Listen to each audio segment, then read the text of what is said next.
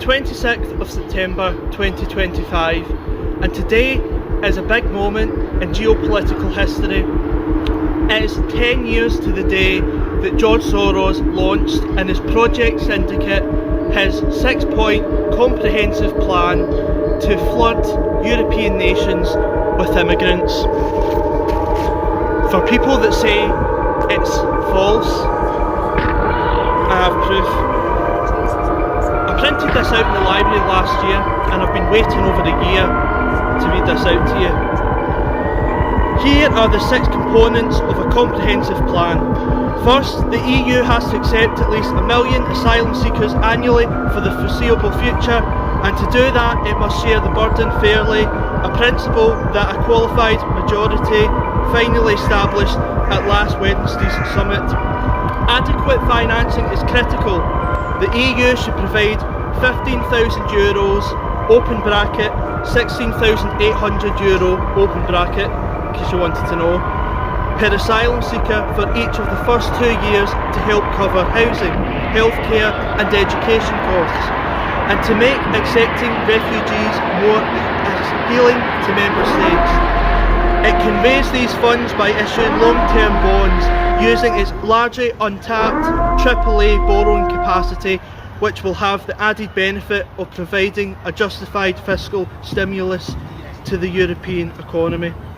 It is equally important to allow both states and asylum seekers to express their preferences using the least possible coercion, placing refugees where they want to go and where they are wanted is a sine qua non of success. Second, the EU must lead the global effort to provide adequate funding to Lebanon, Jordan and Turkey to support the 4 million refugees currently living in those countries. Thus far, only a fraction of the funding needed for even basic care has been raised. If education, training and other essential needs are included, the annual costs are at least €5,000 per refugee or €20 billion. EU aid today to Turkey, though doubled last week, still amounts to just €1 billion. In addition, the EU should also help create special economic zones with preferred trade status in the region, including in Tunisia and Morocco, to attract investment and generate jobs for both locals and refugees. The EU would need to make an annual commitment to frontline countries of at least €8 to €10 billion, with the balance coming from the United States and the rest of the world. This could be added to the amount of long-term bonds issued to support asylum seekers in Europe. Third, the EU must immediately start building a single EU asylum and migration agency and eventually a single EU border guard. The current patchwork of 28 separate asylum systems does not work. It is expensive, inefficient and procedures wildly inconsistent results in determining who qualifies for asylum. The new agency would gradually streamline procedures, establish common rules for unemployment and entrepreneurship, as well as consistent benefits, and develop an effective rights respecting return policy for migrants who do not qualify for asylum. Fourth, safe channels must be established for asylum seekers, starting with getting them from France and Italy to their destination countries. This is very urgent in order to calm the panic.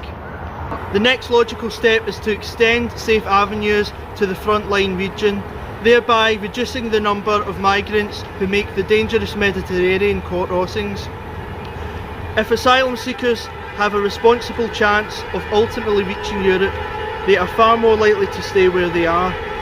This will require negotiating with frontline countries in cooperation with the UN Refugee Agency to establish processing centres there, with Turkey as the priority. The operational and financial agreements developed by the EU should be used to establish global standards for the treatment of asylum seekers and migrants. This is the 5th piece of the comprehensive plan. Finally, to absorb and integrate more than 1 million asylum seekers and migrants a year, the EU needs to mobilise the private sector, NGOs, church groups and businesses to act as sponsors. This will require not only sufficient funding, but also the human and IT capacity to match migrants and sponsors. In what world do we live in when we let a Hungarian billionaire dictate how many immigrants should the EU and the UK take? This is dangerous. Nobody questions it. Now, it's no coincidence that today Labour have announced 10 years to the day that comprehensive plan came out. He's launching digital ID because he can stop the votes and he can solve the illegal immigration crisis. They were sent here for a reason. This was no accident.